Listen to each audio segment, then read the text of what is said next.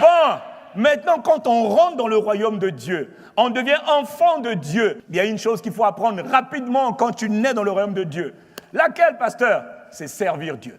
Il y a de très grandes promesses pour ceux qui servent Dieu. Ils sont enfants de Dieu, mais ils ne se contentent pas d'être enfants de Dieu. Ils veulent devenir serviteurs de Dieu. Mais dans quel domaine? Il y a un domaine capital dans lequel il faut servir Dieu. C'est dans la prière. Mon frère, avant d'aller enseigner, il y a un premier domaine où tu dois apprendre à servir Dieu. Une fois que tu es enfant de Dieu, tu dois apprendre. Vraiment, là, il faut décider. De faire quoi? Parce que de servir Dieu. De servir dans la prière. La prière est un domaine mystérieux. La prière demeure un mystère. La prière demeure un secret. Mais en même temps, en vérité, c'est quelque chose qui est simple. La prière existe depuis toujours. Jésus, notre modèle par excellence, qui vient du ciel, avait une vie de prière vraiment exceptionnelle. Pendant qu'il était sur la terre, moi j'aurais cru que lui qui vient du ciel, il n'a pas besoin de prier puisqu'il vient du ciel. Il est en communion directe avec Dieu. Faux. Justement, la preuve de sa communion directe avec le Père, c'était sa vie de prière. Lorsqu'il y a vie de prière, il y a vie de communion entre la terre et le ciel. Une vie d'intimité entre le Créateur et la création. S'il n'y a pas de prière, ça veut dire qu'il n'y a pas de communication directe entre le ciel et toi. Ça veut dire que le Père et toi, vous n'êtes pas dans l'intimité. Ça veut dire que tu es dans les activités chrétiennes, mais tu n'es pas dans la présence intime de Dieu. La preuve que Jésus était un intime du Père, c'était sa vie de prière. Il priait tout le temps. Quand il commence le ministère, il prie. Dès qu'il reçoit la puissance du Saint-Esprit pour commencer le ministère, on voit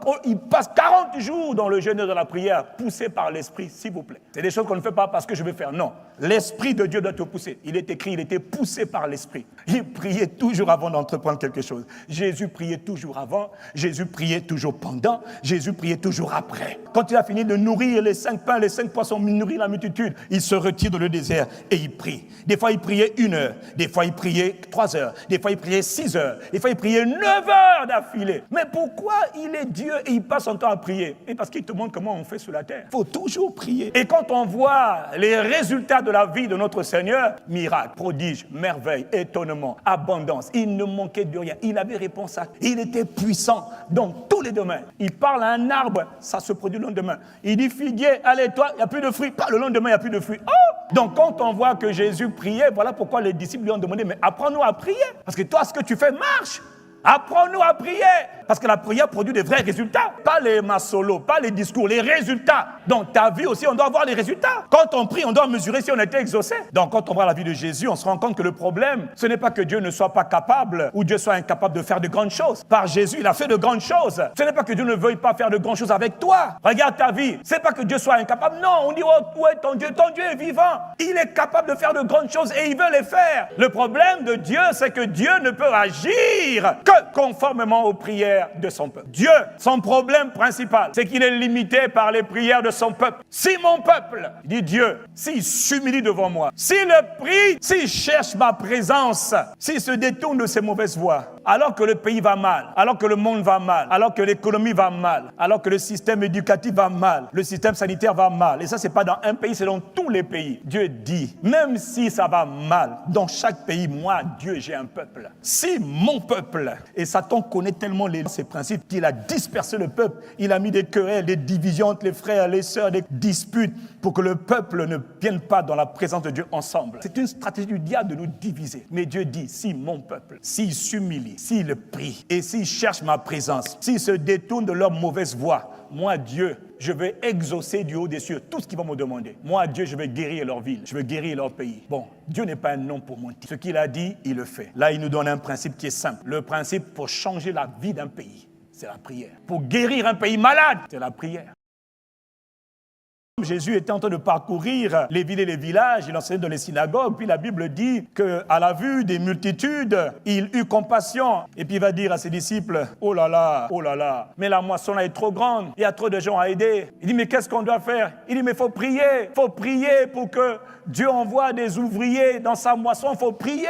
Alors une remarque très importante sur la prière, c'est que quand on étudie les Écritures, on se rend compte que la prière est un mystère, et il faut comprendre ce mystère. Première remarque, c'est que si le peuple de Dieu qui prie Dieu prie peu, alors Dieu va agir aussi peu. Mais si le peuple de Dieu qui prie Dieu prie beaucoup, Dieu va agir beaucoup. Mais une autre remarque très importante à propos de la prière, il semble qu'il y ait un certain niveau de prière qui doit être atteint avant que Dieu ne fasse certaines choses sur la terre, avant que Dieu ne libère certaines grâces, avant que Dieu n'intervienne dans certaines situations, il semble qu'il faille faire monter une quantité de prières. C'est comme une bouteille. Avant que l'eau ne se renverse, il faut dépasser un certain seuil pour que l'eau que je mets dans la bouteille se renverse, donc déborde, sans forcer. Daniel a prié une semaine, 10 jours, rien. La réponse qu'il attendait ne venait toujours pas. Daniel s'est humilié devant Dieu, criant à Dieu.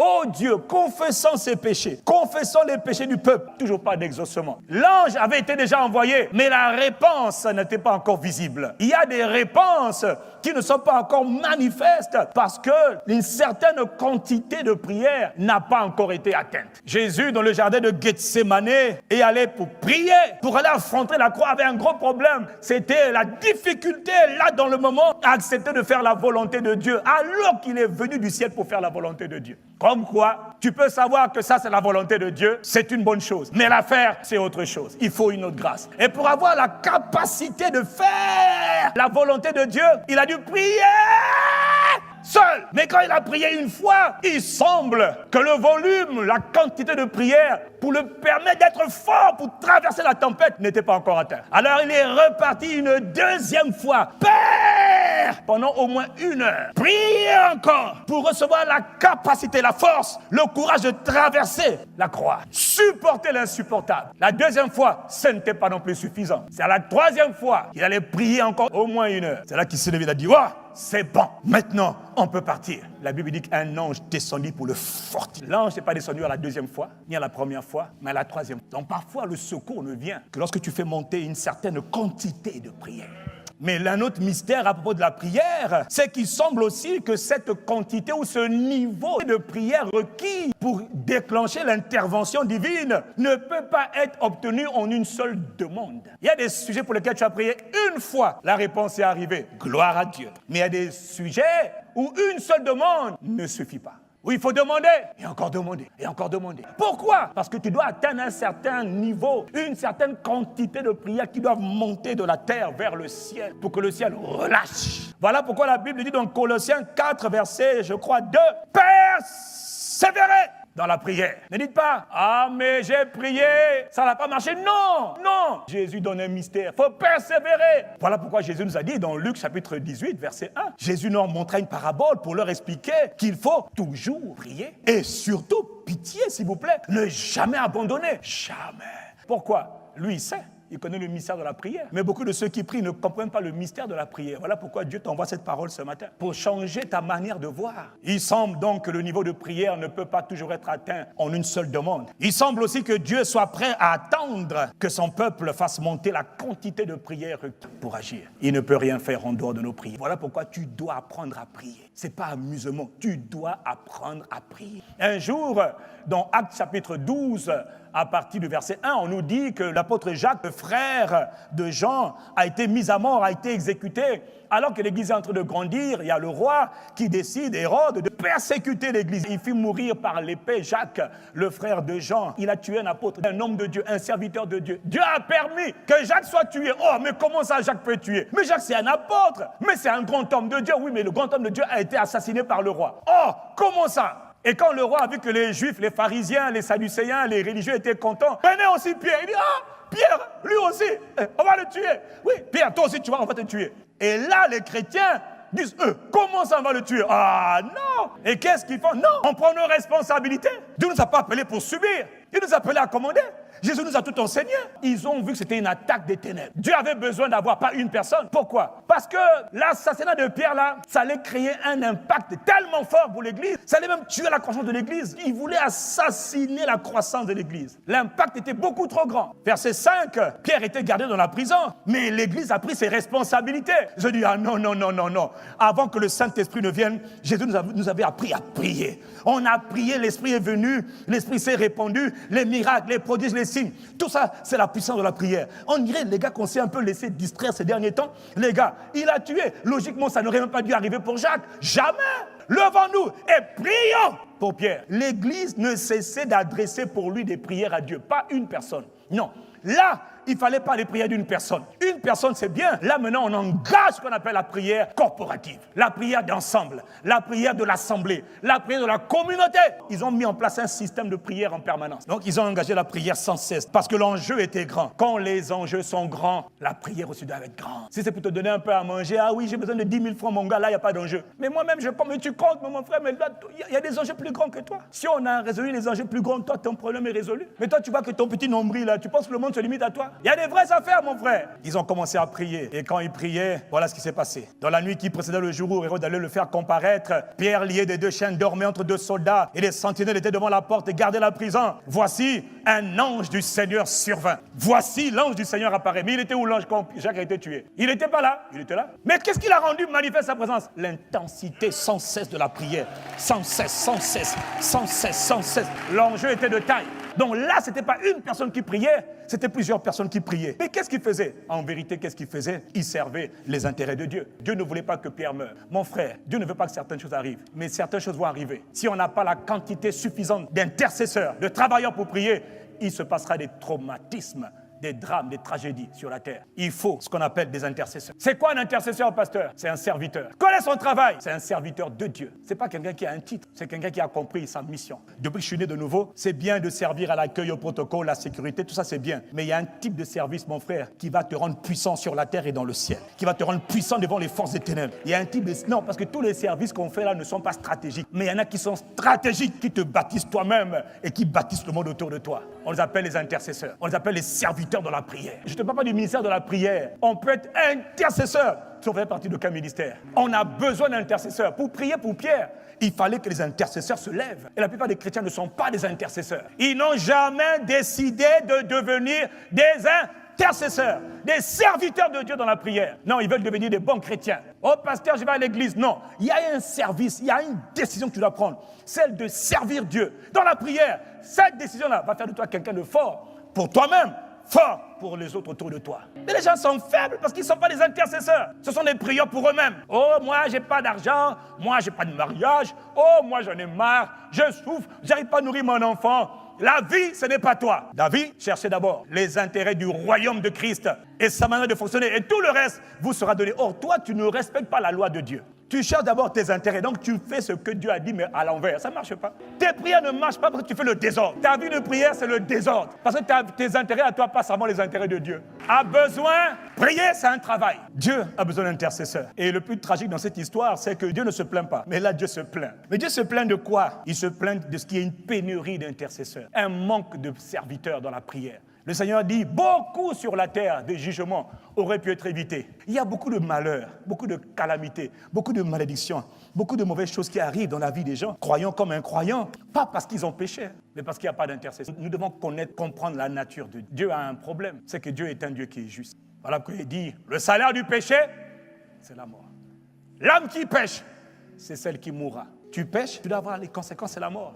La mort physique, la mort de ta santé, la mort de tes rêves. L'âme qui pêche, c'est celle qui va mourir. Le problème, c'est que Dieu a un problème. Il a un gros problème. C'est que, il est miséricordieux, mais Dieu, il est juste. Donc, à chaque fois, sa miséricorde et sa justice doivent constamment être en opposition. Je t'aime, mais tu as péché.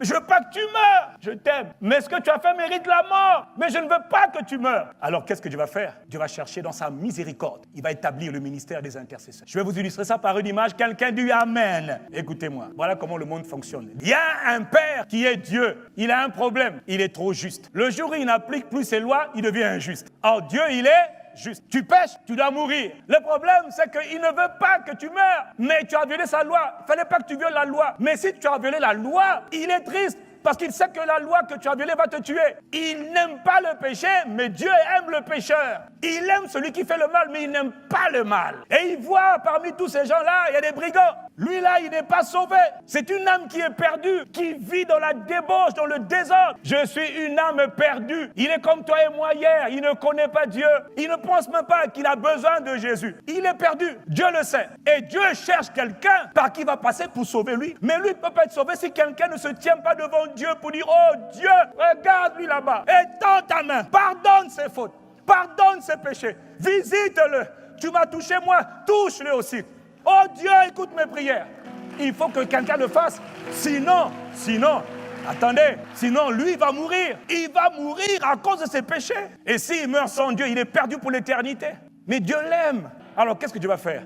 Dieu cherche un homme qui va se tenir devant Dieu pour prier pour lui qui n'est pas sauvé, afin qu'il soit sauvé. Et quand je suis en train de prier, Père, dans le nom de Jésus, ma famille, ils font du mal, mais Seigneur, c'est normal, ils sont pécheurs. Un pécheur fait le commet de péché. Mais Seigneur, je plaide ta miséricorde. À cause du sang de Jésus, Père, je te prie, je me prosterne devant toi, oh Père. Et pendant que je suis en train de prier, le Père agrée ma prière parce que c'est ce qu'il veut, que tous les hommes soient sauvés, parviennent à la connaissance de la vérité. Ça s'appelle l'intercession entre Dieu et lui là-bas. Rien ne change sans que quelqu'un ne vienne prier. Celui qui est là devant Dieu, en train de prier pour toutes ces différentes catégories de personnes, Dieu l'appelle son collaborateur, son service, son intercesseur. C'est un partenariat entre Dieu et moi. Pourquoi? Pour changer la vie de eux. Et quand je viens dans le partenariat, je viens parce que je connais son cœur. Lui, il va mettre dans mon cœur le fardeau. Et quand je vais obéir à ce fardeau, lui sera content. Il dit, mon fils, on a bien travaillé. Par toi, l'autre a été sauvé. C'est un partenariat, c'est un travail. Pour Dieu, moi, je suis son serviteur. Tout ce que je viens de te montrer, voilà le texte qui l'accompagne. Ézéchiel chapitre 22, il dit, j'ai cherché parmi eux. Parmi tous les dirigeants administratifs, politiques, dirigeants religieux, donc les hommes spirituels, le peuple, même le peuple, alors le peuple vraiment, mais ce pays mérite la malédiction, le jugement. Regarde ce que Dieu dit. Dieu dit, j'ai cherché parmi eux quelqu'un. Est-ce que c'est de toi qu'on parle? J'ai cherché quelqu'un qui construise un rempart et qui se tienne à la brèche devant moi en faveur du pays, afin que je ne le détruise pas. Mais je n'ai trouvé personne. Le pays est dans la crise sanitaire, crise économique, crise financière, crise morale, crise sociale. Je le vois. Les gens ne respectent plus rien, même dans l'église, partout. C'est la pagaille. Mais Dieu dit, je cherche quelqu'un qui peut venir dire, Père, pardonne. Père, pardonne-nous. Père, pardonne. Tu ne trouves personne. Tout le monde s'en fout. Ils sont indifférents, on dit Dieu. Dieu est choqué. Il dit alors, comme je n'ai trouvé personne, malheureusement, qu'est-ce qui va se passer à la suite? C'est que je vais répandre mon indignation sur eux. Le châtiment va tomber sur eux. Je vais les exterminer par le feu de ma colère. Je vais les exterminer. Ils vont payer les conséquences de leurs péchés. Mais ce n'était pas ce que je voulais. Il y a des châtiments qui viennent, des jugements qui viennent sur les individus, sur les familles, sur des communautés, sur des villes, sur des pays. Pas parce que Dieu veut, parce qu'il n'y a pas eu d'intercesseurs qui se tiennent devant Dieu et qui disent non, ne fais pas ça. Par amour pour toi-même, tu es miséricordieux, ne fais pas ça. Mais pour que toi tu sois délivré, il faut que quelqu'un vienne devant Dieu. Dans Ésaïe 59, même chose. Il dit la vérité a disparu dans le pays et celui qui se loigne du mal est dépouillé. L'Éternel voit d'un regard indigné. Dieu est indigné. Il n'y a pas de droiture, il n'y a pas de justice. Alors que fait Dieu? Il voit qu'il n'y a pas un homme. Il s'étonne de ce que personne ne prie. Il s'étonne de ce que personne n'intercède. L'église va mal, d'accord, mais il faut prier. La solution, il y a toujours une solution. C'est la prière. Le ministère de la prière, c'est le ministère le plus puissant. Voilà, il est tellement puissant que Satan distrait tout le monde. Où sont les travailleurs du royaume? Où sont les serviteurs de Jésus-Christ qui vont prier pour les âmes, qui vont prier pour l'église, qui vont prier pour la ville, qui vont prier pour les territoires, qui vont prier pour la nation? Où ils sont-ils? Oh, ils sont là, mais ils ne prient pas. Ils font leur culte, ils rentrent chez eux. À la semaine prochaine. Ils ne comprennent pas que le monde spirituel soutient le monde naturel. Ils voient que la ville va mal, ils voient que le pays va mal, et puis ils critiquent. Oh, le pays là, ils ne comprennent rien. Leurs yeux sont aveuglés, leurs oreilles sont... Dieu s'étonne de ce que personne n'intercède. Autrement dit, mais c'est le temps de prier. Non, chacun là. Tout le monde subit, hein. Non, il faut une nouvelle génération, la génération des travailleurs, de ceux qui servent Dieu dans la prière. Donc, je vais terminer dans Jérémie 29. Nous connaissons le passage, verset 7. Dieu dit à son peuple, recherchez la paix, recherchez le bien-être, rechercher la prospérité, rechercher le bonheur de la ville. Dans quelle ville es-tu actuellement? Es-tu à Ouesso? Es-tu à Dolisie? Es-tu à Pointe-Noire, à Ouando, à Oyo, à Brazzaville? Es-tu en France, à Paris, je ne sais pas où? La prospérité de la ville où tu habites dépend de tes prières. La prospérité de Brazzaville dépend de toi. La prospérité de Pointe-Noire dépend de toi. Mais il y a une grande grâce qui accompagne ceux qui font ce travail. Quoi? Et puis il te dit, priez Dieu, intercédez Dieu en faveur de quoi? La ville. Il n'y a rien. Si Dieu dit que lui, il cherche, s'il te trouve, ça veut dire que par toi, il peut changer. Est-ce que tu te rends compte donc de la puissance, de la grâce, de la capacité que Dieu a donnée à ceux qu'on appelle les intercesseurs? Parce qu'un intercesseur qui se tient devant Dieu est capable de changer donc la destinée d'un homme, la destinée d'une famille, la destinée d'un quartier, la destinée d'une ville, la destinée d'un pays, la destinée d'une église. Autant il y a des gouvernements qui ne payent pas, autant Dieu, lui, paye. Ceux qui travaillent pour lui sont payés par lui. Dans Luc 22, verset 35, Jésus a demandé aux disciples, « Quand je vous ai envoyé travailler pour moi, avez-vous manqué de quelque chose ?» Ils répondit, « Nous n'avons manqué de rien. »